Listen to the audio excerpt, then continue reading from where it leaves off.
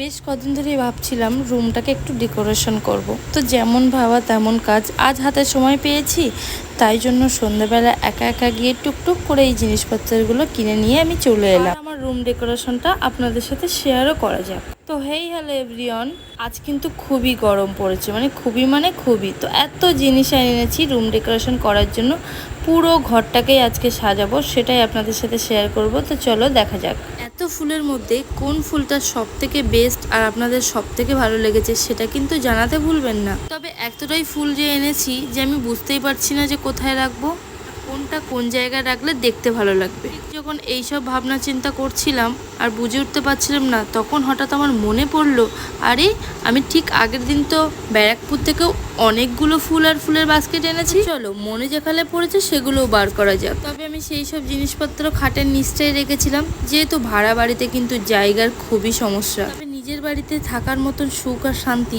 আর কোথাও নেই। আর তার উপরে যাযাবরের মতন আমাদেরকে ঘুরতে হয়, একবার এখানে সাজিয়ে উঠতে না উঠতেই আবার পোস্টিং, তারপর লটা কম্বল ঘুটিয়ে আবার অন্য কোথাও গিয়ে আবার নতুন করে সাজানো, এটা কিন্তু ভীষণ কষ্টকর ব্যাপার। তো যাই হোক, কি আর করার আছে, ওই ফুলের থেকে কিন্তু আমার এই ফুলগুলো অনেক কোয়ালিটি ভালো আর দেখতেও কিন্তু খুব সুন্দর। তবে হ্যাঁ, লিঙ্ক কিন্তু একদমই দেওয়া যাবে না, কারণ এগুলো সব আমি অফলাইন থেকে কিনেছি। তারপর একের পর এক ফুলগুলো নিয়ে ফুলদানিতে দিয়ে আমি দেখছিলাম যে কোনগুলো কোনটায় দিলে ভালো লাগবে। তবে সত্যি বলতে আমি এতগুলো একসাথে নিয়ে একদম কনফিউশন হয়ে পড়ছিলাম যে কোনটা কত সুন্দর, মানে একটার থেকে আর একটা আরও সুন্দর লাগছে, মানে কেউ কারো থেকে কম যাচ্ছে না, এরকম একটা ব্যাপার। তো যাই হোক, আমার মনে হলো এই ফুলদানিটাতে এই ফুলটা একদমই ভালো লাগছে না, চেঞ্জ করে আমি অন্যটা দিলাম। তারপরে নিলাম এই ফুলটা। সত্যি বলতে এটা দেখার পর আমার আর চোখ সরাতে ইচ্ছা করছিল না, আর দোকানের থেকে এখানে বেশি ভালো লাগছিল। তারপরে আমি রাখলাম ফুলদানিতে। জাস্ট লুকটা দেখো, আমার তো খুবই ভালো লেগেছে, তোমাদের কেমন লেগেছে অবশ্যই জানিও।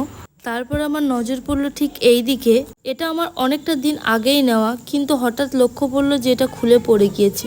অবশ্যই ভুলটা আমারই ছিল, কারণ আমার যত ক্লিপ আছে সব এই যে সারি সারি মেরে রেখেছি, যাতে এদিক ওদিক হারিয়ে না যায়। আমি এটাকে ঠিক যতবারই ঠিক করে দিচ্ছি আর এটা ততবারই খুলে খুলে পড়ে। তবে আমিও হার মানার পাত্রী নই, ঠিক যতবার ছিঁড়েছে আমি ঠিক ততবারই জুড়েছি। অবশেষে এটাকে আমি কমপ্লিট করলাম। তারপরে রেডি করলাম এটার কালারটা একবার দেখো, ওফ, জাস্ট মন কাড়ার মতন। তবে এত কিছু সব ঠিকঠাকই চলছিল, হঠাৎ করে হয়ে গেল এক ভুল। তবে যেমন তেমন ভুল নয়, এটা কিন্তু বেশ মস্ত বড় ভুল, কারণ আমার ছোট বোনের দেওয়া জন্মদিনের গিফটটাই পড়ে গেল। হয়তো আমার এই ভিডিওটা পোস্ট করতে না করতেই বোনের চোখে পড়লেই হয়তো আমার ফোনে কল এসে যাবে, আর হয়তো অনেক কথাও আমাকে আজ শুনতে হবে।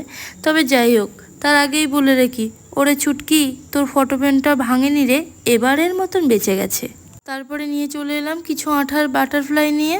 তবে বাটারফ্লাইগুলো কম থাকার সত্ত্বে দেয়ালটা খুব একটা ভালো লাগছে না, তাই অন্যদিন রেডি করে দেখাবো। আর শোনো, রুম ডেকোরেশনের যদি তোমাদের কাছে খুব ভালো সাজেশন থাকে বা ভালো কিছু আইডিয়া থাকে, সেটা আমাকে একটু কমেন্ট করে জানিও।